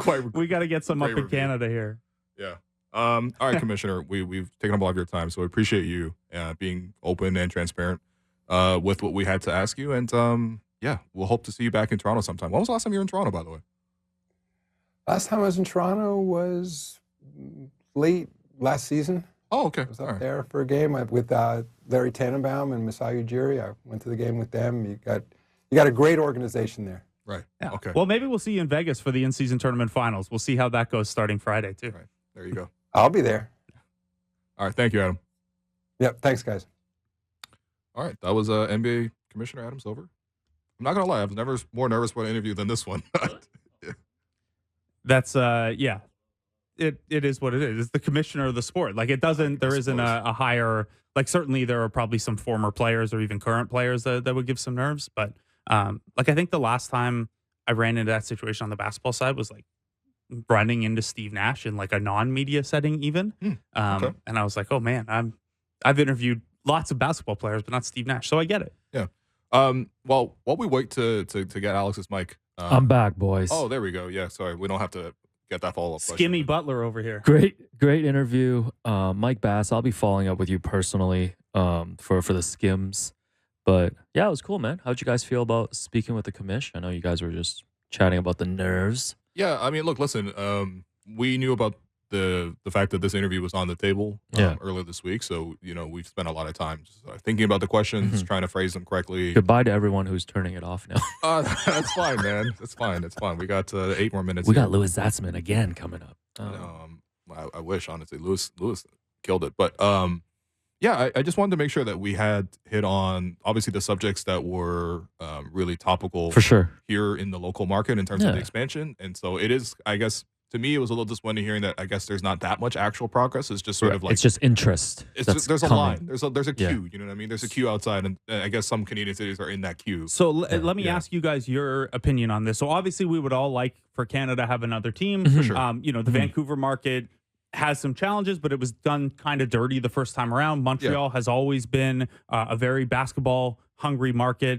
Those things would be great. It has sounded like for a long time, whether anyone from the league will say this or it's just reports and insiders, Seattle and Vegas would probably be the next two up. Seattle was done as dirty as anyone, and Vegas is obviously pouring a lot of publicly funded money into making sure you can steal teams from Oakland and other places. So the NBA is also really moving into the Vegas market in a really loud way. Yeah, I mean, G League Showcase, it's kind of the home of the Summer WNBA League. as well. Summer League, now the in-season tournament there. So it's a big thing. So let's say it's Seattle and Vegas next. But there's room for more. There is a player pool that expands beyond, 15 guys per team maybe. I think you could bring back some EuroLeague guys and promote some G Leaguers and not dilute the talent pool too much. But at what point would you think there's too much expansion? Like with 34 or 36? Yeah, I think 32 is kind of where I would kind of draw it. Like, I just feel like at some point it is going to dilute the product. I mean, putting aside the Raptors, okay, because we had a whole different conversation about them in the first hour. But when I watch other teams, I do look at them. I'm like, there are lots of talent here that don't even necessarily get the chance to even play. I know, but it's good how that is right now. Like, you wanted to keep it. No, it should be this way. Okay. All right. I think the thing you'd have to, CBA legislate around is like the larger the league is, the more damaging, and I don't mean damaging in terms of an overall league interest, but in terms of talent distribution, like big 3-year super team situations are, because then there are extra teams who are have-nots, and maybe look like the Detroit Pistons right now or something like that. Yeah. And, If you get to a point where it's like you mentioned, Blake, like 36 teams or whatever, right? then I want to see like a relegation format or something. Because then there's enough teams where you can put like 8 But where do teams they relegate to? Like the G League? No, they play in their little like 8-team league to like move up. Oh. Like the 8 worst teams. And then there's mechanisms for like getting the draft lottery in place and all this stuff. See, if you don't want that, then we should keep it to 32 teams. I love a relegation 30, idea, 32. but like the economics of TV deals and market sizes, like what if the Lakers came last? Then I don't. Then I don't want more than much. 32 teams. Yeah. Like then I don't want more than 32 teams. One thing that was interesting too, because I was thinking about the expansion idea, is like, do you think the Raptors would step in to try to? Do you think the Raptors will support, for example, another team come to the NBA? Because it really does take away from the market share. Yeah, I mean there are things called territorial rights in franchise agreements. Yeah, you can't claim the whole country. Right. Like that's usually like 200 kilometers. The whole or whatever. country. This is like a Leafs thing too, right? Like yeah, Leafs. it's a Leafs thing where there's the reason there's not a second team in Toronto. I think the Sabres also have territorial rights that expand this far. Okay. I remember when the Expos and Jays were both going on. I believe that some concessions had to be made because even the Toronto, Montreal. Now, I doubt Vancouver would qualify for that. It is on the other side of the country. It used to have an NBA team. I don't know if the territorial rights in the Raptors franchise agreement says all of Canada or if it's a standard geographic principle. But yeah, that would be something they'd have to look at. Yeah, I just want to flag too. I was listening to that interview. So Adam said he a Yankees fan. He an Arsenal fan. Yeah. He an Arsenal fan because of ownership. I love that. He's like my favorite owner of the club. That is the most commissioner thing possible to say. Yeah, he Barcelona. said my coworker is an Arsenal fan, therefore I am an Arsenal fan. Barcelona, Real Madrid. It's like you becoming a Liverpool fan because we're on the show together. That's nuts. He definitely a Dallas Cowboys fan too. He's got all the big franchises covered. Alabama, Georgia, Alabama. whichever one's good that year. Duke and UNC in the Twitter handle. We know he's a Duke fan for sure. He wants to Duke. Oh yeah, that's we gotta right. look for the Twitter handle though that has like Duke, Gunner, Yankee. We're not gonna do this to Adam, okay, Derek? But the best drop from that would be Kim K is good at what she does. Yeah, that's a good drop. That's a good one. You know what? Here's the thing. Yeah. So we had other rapid fire questions, but Alex, you wrote live time in the chat. Probably only get one more, so just I didn't write that. I wrote that because we were pushing up on 15. Brother, You had a bunch of rapid fire questions ready to go, and I was just like trying to give you a mind full of time. Brother, got you. How do you not know My this? bad. It's Thursday. I don't bring my laptop. You're right, actually. I thought you might have analog. done it on your phone. But No, I'm analog. Okay, wow, right okay. now. So I did cut some of those. Okay. By the way, before you do that, I'll let you do that. Okay. I want to make sure we don't forget. Just a huge shout out to Danielle. Yes. Here at Sportsnet, for coordinating all of this with Adam. You're trying to say that this was none of our team. None of mine. Because you guys are talent, so you guys are great. But it's like Danielle, worked to make sure this happened. And obviously, I know it's a huge kind of booking for the show. So I just want to make sure we on air shouted him out. And Danielle, if you're in the office tomorrow, we're handing out a chain just like Darko does. But back to you with your questions. Okay, well, way to spoil the surprise. But, Surprise, Danielle. Okay, all right. But be in the office tomorrow at 2 p.m., please. So these are some of the questions I left on the cutting room floor, I suppose, because of the fact that I thought that we were pressed for time. So you want me to be the commish? Yeah, you could be Adam Silver in this case. This is the chain, by the way, put too, on if you're watching. Okay, there's no surprise at all left. Okay, great. That was $50, by the way. $44.99. Don't scam the expense report. Yeah. No, after tax is actually $50. Adam Silver was on at 3:30. Yes. Okay, so these were the questions I cut. You have 90 seconds. What's the most random memory that sticks out to you about being inside the bubble? For Adam? Yeah. I want him to be like, oh, I saw Chris Middleton, just doing yoga beside Miles Bridges. He would have pulled when I asked Delano Banton his favorite memory about the championship. He would have been like, the bubble. I think he would have said something he would have wished to forget. I also asked, how close are we to a USA versus World All-Star game format, and would the players go for that? They've never done that, no? They've never done it. For some reason, I thought they it's already the number did. one thing I'm looking forward to an All-Star weekend now. I would love to. I actually think that would get competitive. Is the thing. Yeah. What place did USA come in the World Cup again? Wow. This guy said, I do the champions of what? I do like how we shouted out, Adam bigging him up for the G League and other things, and then he was like, shouts to the Raptors organization. He said it's a great book. In the words of Matt Devlin. He's like, it's a great organization. Yeah. What about the half court offense? Yeah, we didn't get a chance to ask Adam about the Raptors half court offense. Yeah. Are you not accepting expansion overtures right now because the talent, the offensive talent looks too poor? Also, guys, it's 3:55 almost, so let's wrap. And then the very last thing was, I can't believe I cut this for myself. Are you aware of the "Get ready to learn Chinese, buddy" meme? Yeah, I can't believe I cut that. We, I'm so sorry. we really missed an opportunity on that, man. Anyway, that does it for us today. I've been your host, Willow. You've been listening to the Raptor Show on the Sportsnet Radio Network. Big shouts to all our guests today and everyone who works behind the scenes. We'll talk to you tomorrow.